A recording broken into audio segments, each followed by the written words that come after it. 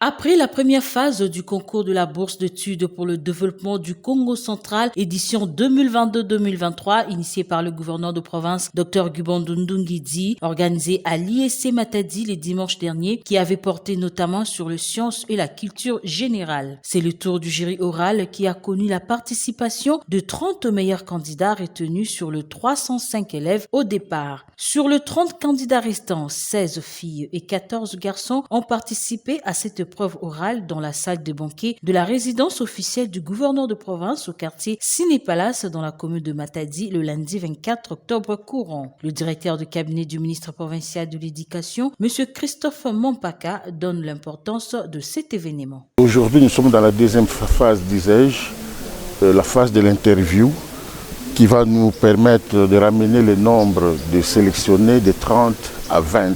Nous recevons les candidats un par un. Ils passent devant les jurys et le jury les soumet à un certain nombre de questions auxquelles ils répondent et on fait la cotation. Et après, nous allons faire la sommation et faire la moyenne. Ceux qui sont là maintenant, ils se défendent bien, il faut dire. Je n'aurais pas pensé qu'on aurait ce niveau-là, mais en tout cas, ils se défendent très bien. Et si on avait assez de moyens, on prendrait tout le monde s'il le faut.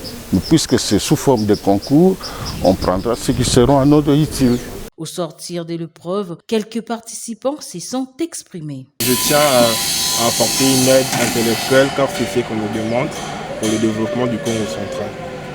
Avec les capacités qui sont les miennes, je pourrais apporter de l'intellect dans le développement du Congo central. Plus précisément dans ce qui concerne le pétrole et le gaz. Ça s'est bien passé.